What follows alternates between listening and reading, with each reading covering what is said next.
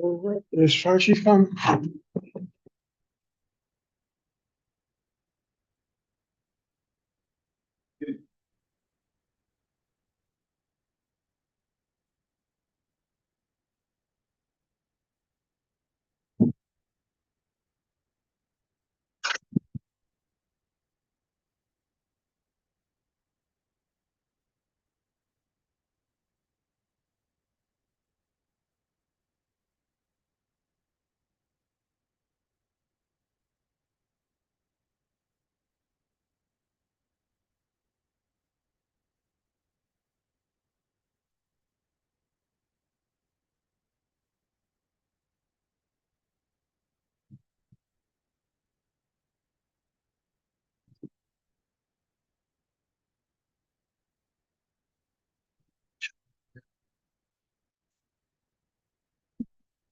You got it.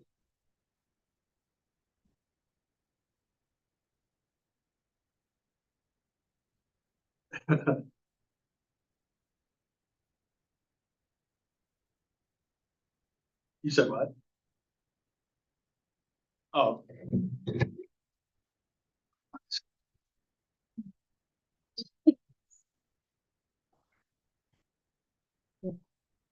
right, pick up your fire. All right. I mean, better hurry up. Kick him off the video. We better hurry up because we're gonna be gone in a minute. He's on it. Okay. He's Tell them don't worry about it because by the time they get here, we'll be finished because it's just you here. So, all right, we'll get the meeting called in order at 6:08.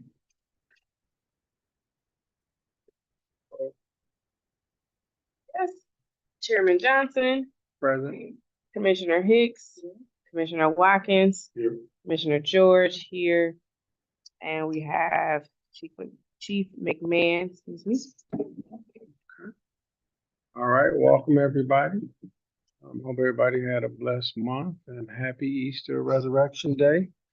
We're gonna get right to it. We'll go right to the Chief of Police. Chief. How you guys doing? Good evening. All right, I got a few things for you. I want to focus on something that come up recently. We've had a lot of people complaining because recently we did what's called an A-band blitz in the city. And we had A-band, yeah. So basically we had numerous complaints of abandoned vehicles parked on the streets, parked on properties, various locations. So I authorized the officers to go through and put 48-hour stickers on all vehicles that were deemed abandoned in the city. And ultimately, we towed a significant amount of vehicles from the streets that were abandoned, unregistered, disarrays, and even recovered some stolen vehicles during this process. We've had some residents that are upset by this process, by taking these vehicles. The vehicle owners per se. And I just want to be clear that this enforcement was citywide. It was not directed to any specific area. It was citywide based on complaints that we've had from residents. So our job as law enforcement agency is to we complete that and to make sure that we're cleaning up the streets from any nuisance that may be parked on the street. So I want people to know that we are working with people. We try to make alternative arrangements for people to put their vehicles. We help people push vehicles onto private property and things like that. It was not our goal to inconvenience anybody or cause any hardship to anybody. It's just we have to enforce it, and that's what. One of the other things I wanted to. Can I say something about that? Yes, sir. Yes, sir. It sounds like it's a good idea. Sounds like a way to keep the city. How can someone get mad or upset that you took a car, abandoned car, off the streets? Well, so unfortunately, people are struggling financially. So when we take a car off the street, they incur these expenses. But as a courtesy, their car. Yeah, their cars typically. It's the owners of the vehicle. It's not working. Right, yeah, so, we give them 48 hours to move the vehicle. Typically, some people think if they peel the sticker off, that we go away. But it doesn't work that way. We document where the vehicle was, we take photographs, and then we ultimately come back and impound those vehicles. They're still in the same location. So, yes. So, they don't have current license plate stickers. So it could be anything from, deflated tires that have been parked in one area for a significant amount of time. A lot of times that gathers rodents and debris in the road. It could be, a dangerous vehicle, like if the windows are busted out, stuff like that, where a kid could get cut or someone could get hurt. Unregistered vehicles, like you said, which was a significant part of our impounds, was unregistered vehicles. And even with that, we're not required to give the 48-hour notice on an unregistered vehicle parked on the street. However, as a courtesy, we stuck to that policy with every vehicle that we found, other than a stolen vehicle. That was a key. Yes. The city's policy, and I guess the residents need to be aware, most cities have that your car can't sit somewhere for a certain period of time on the streets in the first place. So. Yeah, that's accurate. And there's also state law that regulates a lot of this. And we have local ordinances as well that we've adopted. So again, it's nothing personal. And the biggest thing that a lot of people go to, well, there's murderers and rapists out there. Why are you dealing with this? I get it, but we got to deal with everything that we possibly can. We're whatever comes our way, we've got to deal with it. And a lot of citizens, it's something that was important to them, especially on streets where they don't necessarily have a driveway that they have to park in the roadway. And if there's multiple cars abandoned on the street, they have no parking. So then they wind up parking down the road, their car gets broken into because they're not able to watch it or whatever.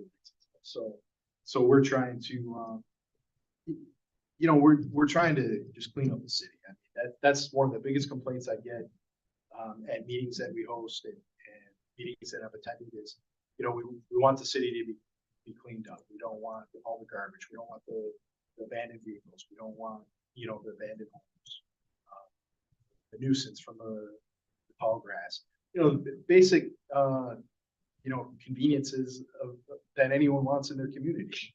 So we're trying to enforce. Someone can lose their vehicle while you impounded it, no tags, no license, whatever, no insurance. So technically they could lose it after a period of time. So what happens is when we impound it, we go to the last registered owner and we send a notice to them. Well, the state does, Secretary of State, saying your vehicle's been impounded, it's been deemed abandoned, and it's currently at the tow yard. They have 21 days. How much is the tow yard? So the tow yard, I don't know. It could range. I think they have maybe a $15 a day storage fee, and then they have initial. It's like $200 some impound fee that they charge. So it could become expensive. It can. How long do you keep it there? If you leave it. Yeah, certainly. So ultimately, the idea is move it within 48 hours, which we sticker it. That way, we don't have an opportunity to impound it. When you said you had some complaints, are they written complaints or just verbal? So I think we received both. I think we did receive some formal complaints written, and we also received some complaints at the last city council meeting that I attended. There were some complaints. So there were some complaints from people at the city council. So the written complaints you all will address, and the proper procedures will address. Yeah, absolutely. And let So, you know. yeah. Okay. Yeah. And most recently, I don't know if you saw it, but there was an article in Metro Times where one individual's vehicle got impounded. He was extremely upset, and I think the article quoted the headline was "The Highland Park Police Stole My Car," which is not factual. The vehicle was had deflated tires, wasn't registered to be on the street, and ultimately it was impounded. we did get an opportunity to speak to that individual. And we, just like with anyone, we try and work with them. So we're able to come to a resolution, and ultimately he's gonna recover his vehicle. How many in total were there? Total impounds? Among, yes, the people that complained that I'm upset. So in Well, terms of well- complaint, we probably had less than a half a dozen complaints. And we towed a significant amount of cars. I don't have that stat for you right off the top of my head. But, you know, any complaint is a problem because, you know, one person may voice it, but a couple people may have it. And I just want to make sure that we're addressing it in this form, that, you know, our goal is not to take anyone's car. Our goal is just to make the streets clean, safe, and that we'll work with you. You know, if you reach out to us and say, hey, you know, I'm going through a hardship, you know, what are my options? What can we do? We'll try and help you out. So, I'm curious, did anyone from the city public relations address the Metro Times article? So I provided a statement to the Metro Times, and a portion of my statement got put in Taken there. out. It was missing some significant details, I think, but nevertheless, it wasn't that bad. They did a good job on that. You know, there was two sides of the story, and they reported basically both sides. Well, I mean, you all did your job, and the city has to be cleaned up, and you gave ample notice. And I mean, just as a hack, if they pushed the car down a few more feet, it would have been moved technically, correct? Well, if it's registered, Yeah, if it's, I mean, yeah, if it's That's registered, exempt. yeah. you know, basically the way it's written, you know, a car can't sit in the same spot Spot. for an extended period of Right. time. So yeah, we tell people, you know, if you move it, you know, you can show that you move it. A lot of times we don't really know that it's not moved. We get a call from a neighbor that said, hey, this car's been here for a year, it hasn't moved. We get there, we'll see like where the street sweeper went around it, you know, a pile of leaves there from last year. You know, so at that point, you know, you got weeds growing up through the wheels. We're like, yeah, it's probably been sitting here for a little while. So We commend you guys for doing your job. You know, everybody's not gonna like it, but you know, it is what it is, so. yeah, but I mean, for people who are watching, I just want to know that, listen, we're gonna work with you. But, you know, at the end of the day, we got a goal that we have to achieve. But we will work. And then just quick question. So was there a notice given out to citizens prior to this, or did we just They put them on the mark cars. the cars without? So there was not a prior notice. Basically, the A-ban is a 48-hour notice. Right. So, but no, there was not a prior notice.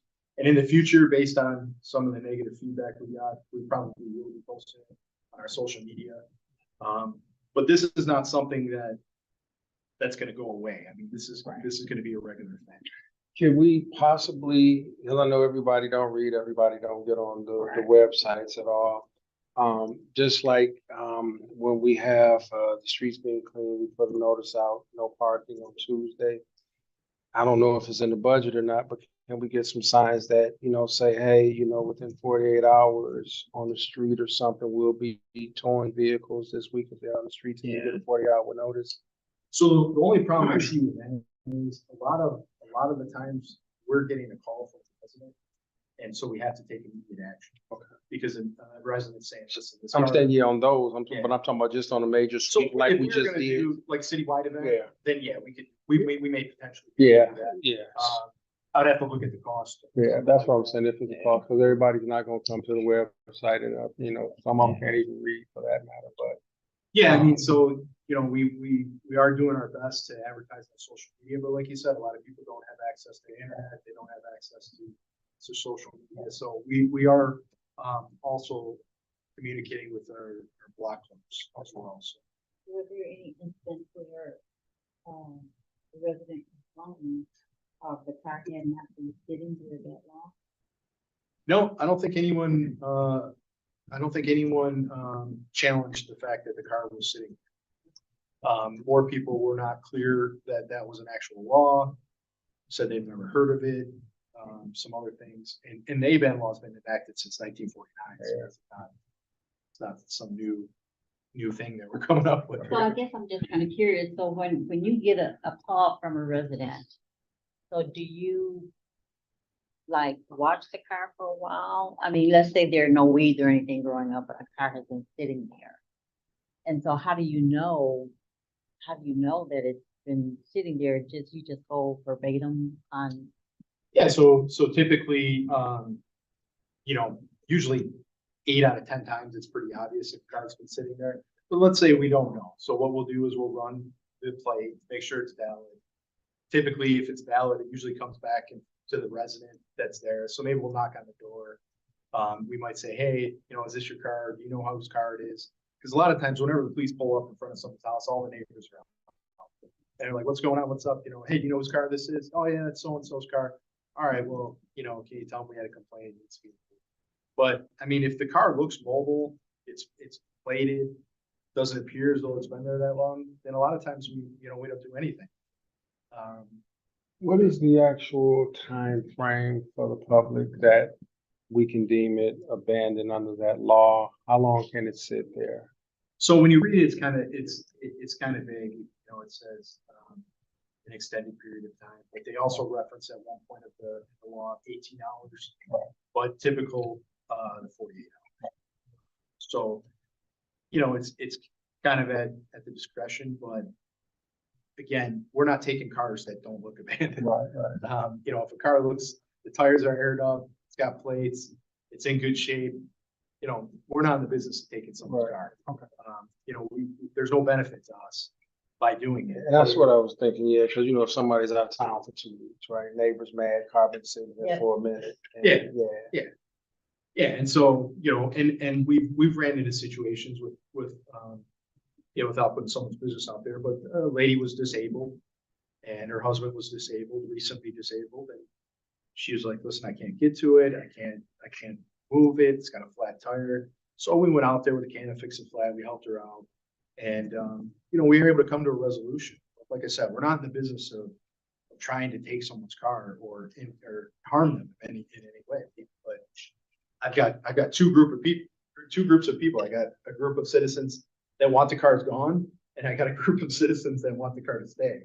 And ultimately, I got to go by what the law says. Right, exactly. So I think my only last point would just be resources, right? So if we're gonna post anything, can we post any resources to help people with those vehicles that are registered, that have some type of legal backgrounds to it, or expungement things, whatever they need to. So, fortunately, I'm not aware of any programs that help license plates and things like that.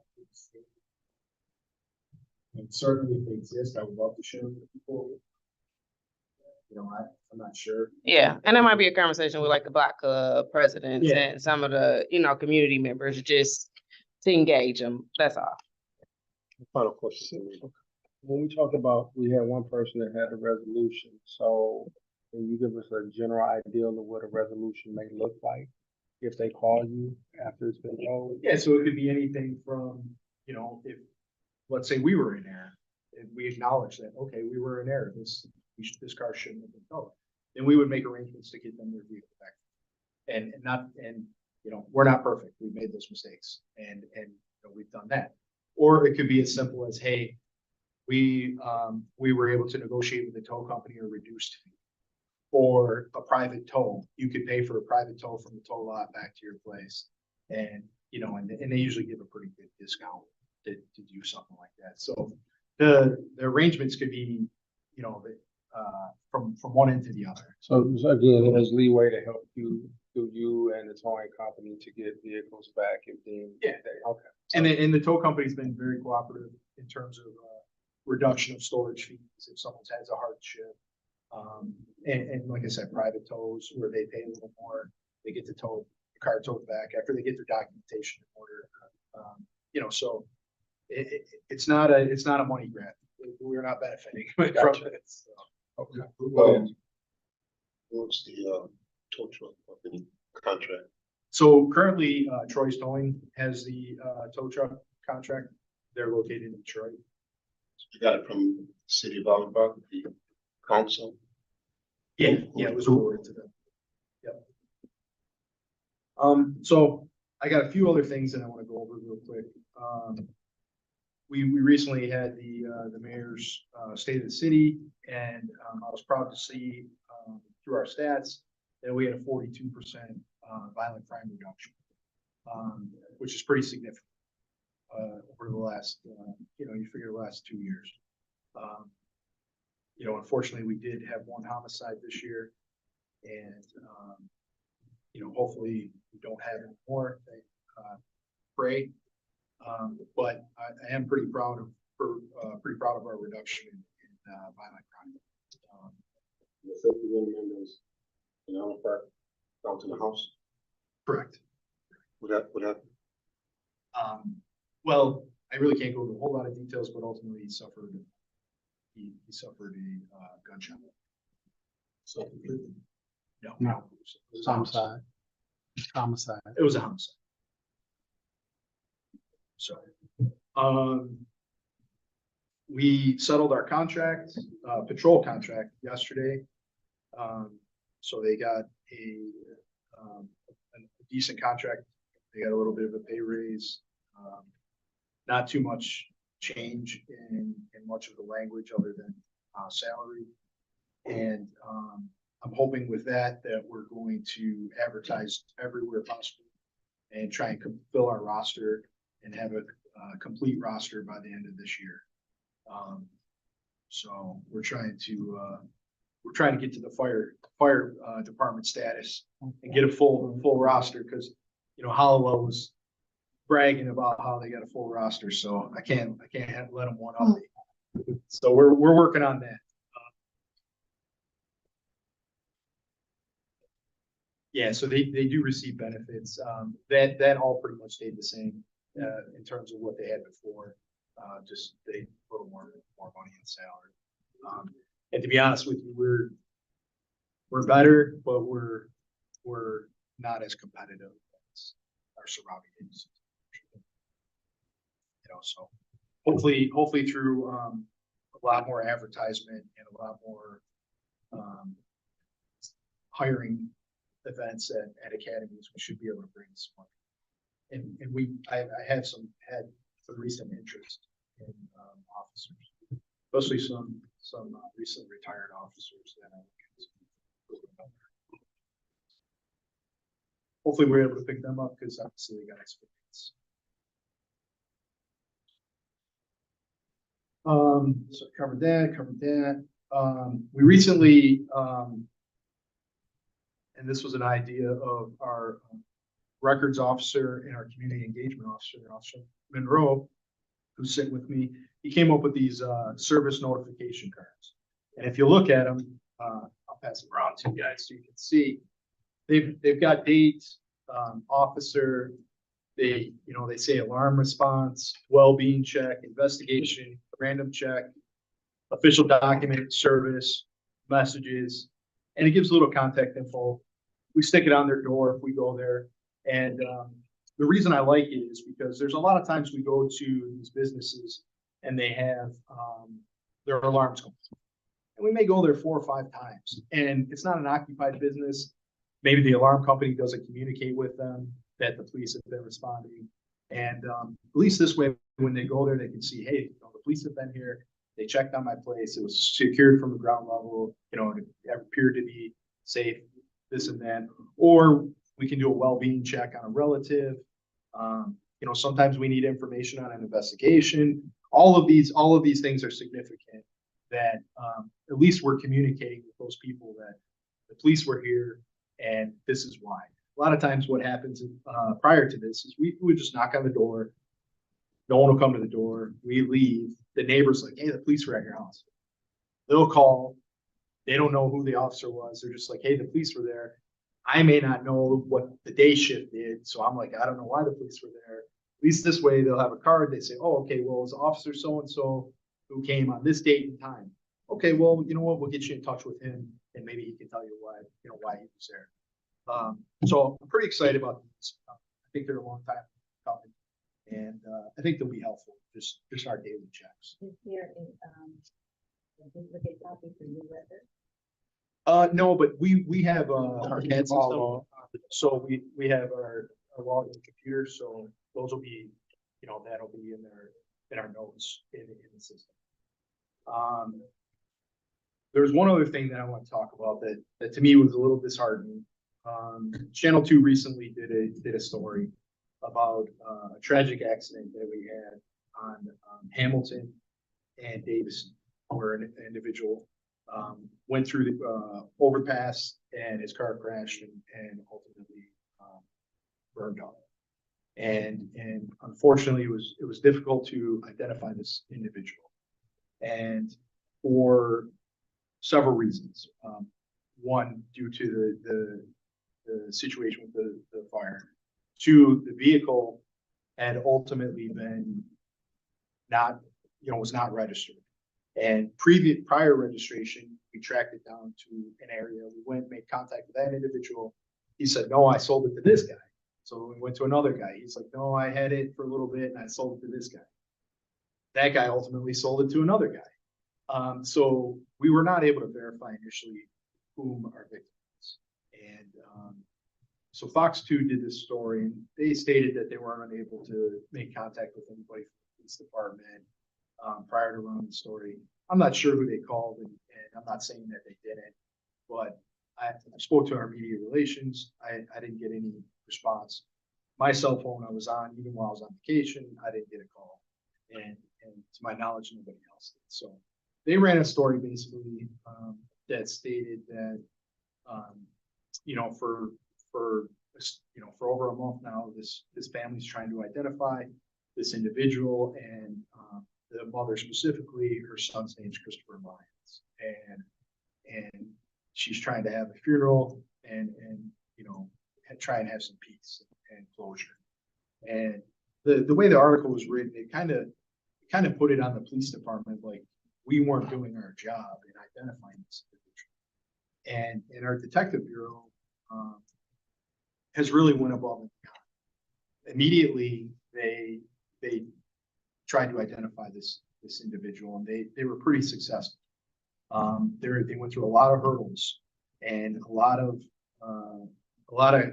crazy things that typically don't come up in an investigation that deferred them to different areas. And ultimately, they were able to get some DNA, and then the DNA that was provided was actually not provided for the right person, so we had to go back. And our detective bureau has basically got the Michigan State Police to commit to expediting this process. Typically, it's a 6-month process or more to identify someone through DNA. And MSP is committed to expediting this process and identify our individual, our victim. So there was nothing the coroner's office can do. They're not doing dental records anymore or anything like that. So we've made, and that's why I said there was a lot of options. We got all of those things, and there were some other things that we did. And I don't want to go into a lot of the details right now, but we jumped through a lot of hurdles to make this move as fast as possible to help this family, because I know they're suffering. And in the detective bureau, they sympathize for the mother and the family. So I guess I was a little disappointed the way the story was written, because it painted us in a bad light. And I think we're doing an excellent job. However, to put things in perspective, although you send something to the lab and they expedite it, they may come up with an identification.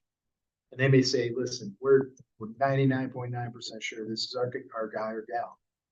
However, they cannot publicly release that information until it's certified by somebody else. And that certification process, is a process.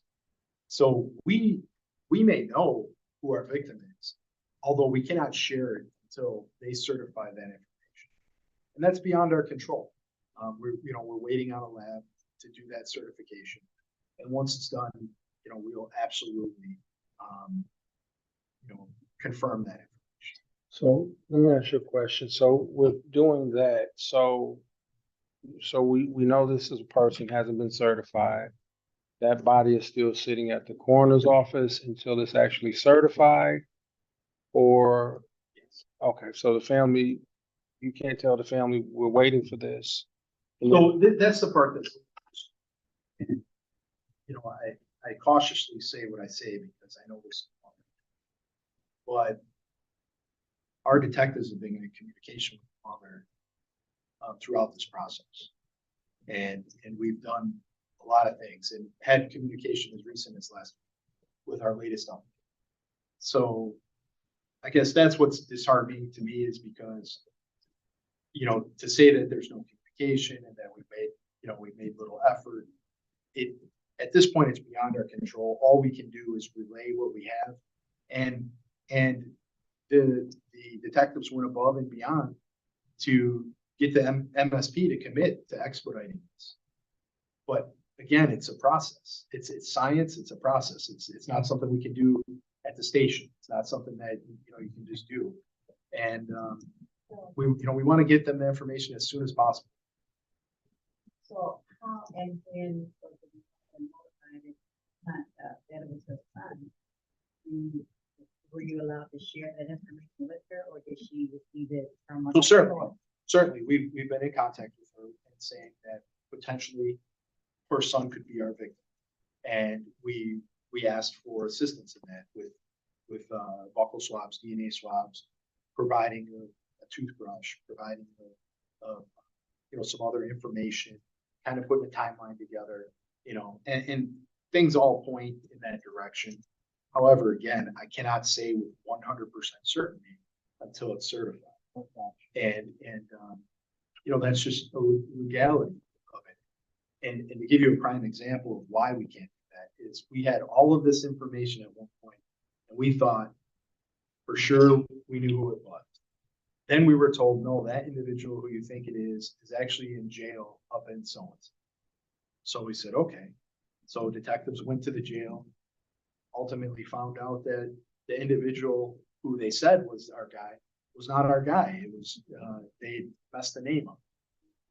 So then that put us back on the trail of whom we thought was our victim. So it's been a roller coaster, and that's what I'm talking about. Sometimes, this case has not been a typical case. There's been a lot of hurdles to get through, and at the end of the day, we sympathize for this family. I got children. I can't imagine what they're going through. We don't want to delay this process for them in any way whatsoever. But again, our hands are tied. Just say, DNA was done wrong. No, the information that was given to us was not DNA of our potential. It ultimately was DNA of a female. So it wasn't done wrong. It was the sample that was provided to us from the house was not his. Yeah. So that put us back on we had to go back and put us on a different path. So once it's certified, then the body moves to the family. absolutely. And in the article, the mother says that the funeral home's on standby and they're waiting. And that's simply because we have to be able to identify this individual with 100% certainty. There were no indicating marks. So I guess the body was burnt beyond recognition, where there's no tattoos or no indistinguishable. Yeah, unfortunately.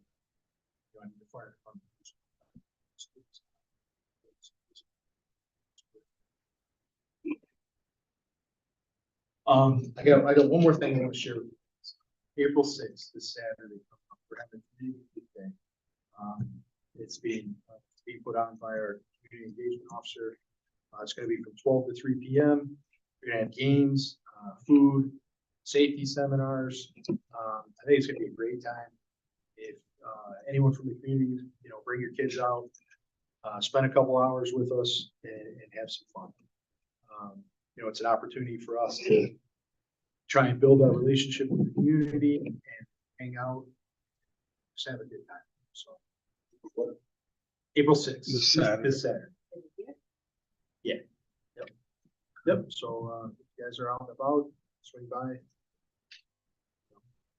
It should be a good time. Only a couple hours. So. Questions for the chief? We had some disciplinaries a few months ago. Did we ever get to that or they're still pending? So we got some that are pending, we've got some that we dealt with, but I'll let, All right, thank you. We'll go to the fire department and I think we have Lieutenant Jeffries. You, sir. Hi. Sorry about being late. Chief obviously is on vacation, so I printed, setting this up for you. It's the stats and the runs for the, month since, last meeting.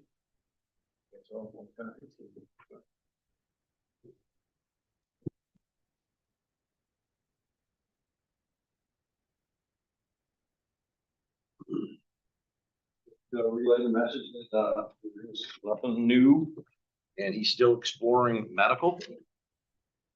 And these are the stats. If you have any questions, I can try and answer them the best I can. We had 66 rounds in the month of, or in the last month since the last meeting. 4 house fires, or 4 building fires, I should say. It's all broken down. Careless cooks, 3. Passenger vehicle fires, 3. Dumpster, trash receptacle fires, 1. Obviously, we did 15 medical assists, or I'm sorry, 9 medical assists with the EMS for lift assists, and we did 6 vehicle accidents with injuries. Fire alarms, 9 of them. So on and so forth. We had 66 total runs and 18 different types of runs.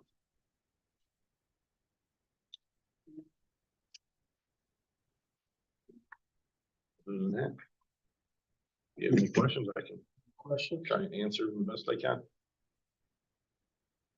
So this one, the six vehicle accident, is that a normal number? It fluctuates. Anytime we get called from the police department for a car accident, show up, block traffic, we have to for them. I mean, it can be 15, it can be 5, you know, depends on when we're called. We'll just go when we're called. Do you know where our stats are year to date from last year? Do not, I did not print that out. Sorry. That's fine. I thought he Just, usually just prints stats. yeah, just have Chief, if you can email us Yeah, that. Okay, absolutely. that'll be. Year to date, right? Yep, year to date and just comparison of where we are from last year at this Sure. time to this I time. think you're- Right. Any other questions? Chief, I know that's just for you. Do you want the fire department here on Saturday or just so I can relay? I mean, if you guys can. Yeah. if we're not on a run, I mean, I can relay. I'm Kids relay like the the fire trucks, kids like the fire department. yeah, you said from 12 to 3, right? What's that? I don't want to take your thunder. I mean, No, not, it's not, no. No. It's actually for all of them. It's, Okay. 12 to 3. I thought it may have already been. It might have. I just making sure make sure he knows that. But yeah, if you can. Sure. You know, the more the merrier. Okay. It's community. based. Okay. I'll relay the message.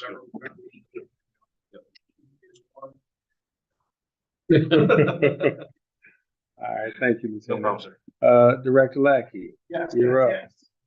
Good afternoon. I was just reviewing, the minutes from last time to make sure I keep you updated on what we have going on. So I'm gonna start on policies. Those policies are completely rolled out, and completely implemented in our department. So, I think it's 169 policies in total. There are a few that we're gonna fine tune to our agency. Me and the chief will talk about that here shortly and get those modified, but very minor changes. So those are rolled out. We do have a tracking system, which we talked about last time. And we are ensuring compliance of all of our members there. So on a technological standpoint, we did in fact make the switch to the new scheduling system. Pretty smooth, couple hiccups as expected in transition of a new system. We are still doing manual timesheets, I believe. This will be the last payroll. Yeah, last payroll doing manual timesheets, then we'll switch into digital paper timesheets, and then we'll switch completely digital. So a transition process for both staff and for staff and for administration, make sure we get it right, especially with time. So what's the difference between the final rollout and the digital paper? So, so right now, it's handwritten, right? So we're gonna go handwritten to typed, right? So the little handwritten, the system generated rather, right? So the system will create that timesheet based upon scheduled time, okay? Then we move into completely digital where that time is actually electronically transferred into the payroll system after verification. So that's the three levels and the three steps when it comes to that. Our intoximeter, intoximeter 9000, which is our new ref machine, it'll be installed on Michigan State Police on April 25th. Be installed here at this building, and we're looking forward to that. That was almost a $10,000 instrument that we were able to get through funding, and we're happy to have that. The old machine that we had was decommissioned. All the old machines across the state were decommissioned by Michigan State Police, and so this is a new version of it. So this is critical in those OWI arrests or those operating line arrests. So that was decommissioned. This when we stopped. So in December, I think yeah. So at the time that we used them, they gave they were certified at that point. We didn't use the machine after the certification date. They actually came in and got it. So Michigan State Police manages that entire process for us. So that's that. Policies, data master, scheduling system. I think that's all. And obviously we switched to Clemens. You know about that. That's working well. So that's that.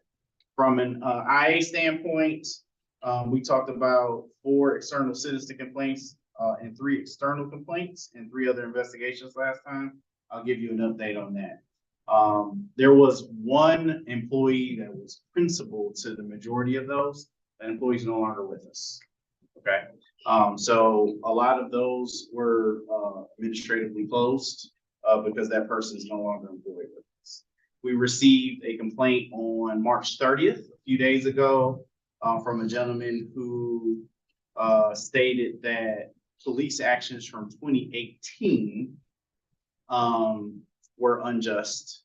And subsequently what happened was that individual was arrested and charged with 3 felony level charges.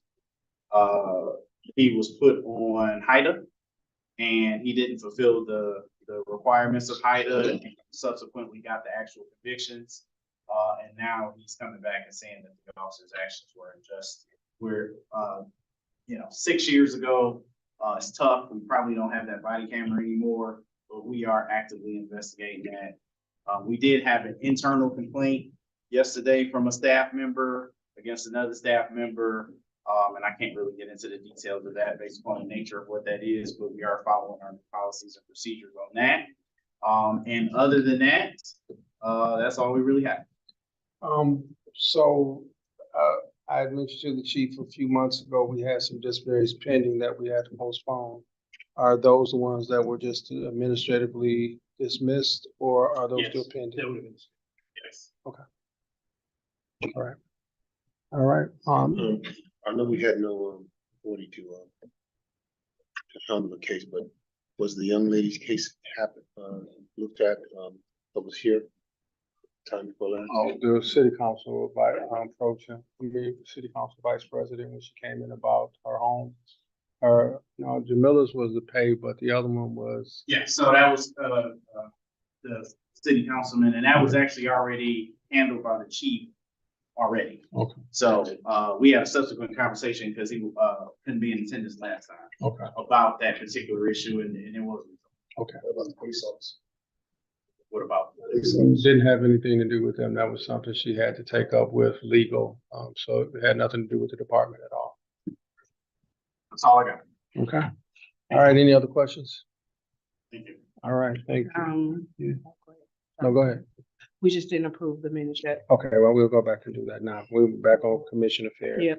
So I apologize for that. We moved right into everything. I was a little zealous. Has everyone had an opportunity to read over the minutes from the last meeting? Are there any additions or corrections? If not, can I get a motion to accept the minutes from February 27, 2024? Can I get a second? All those in favor?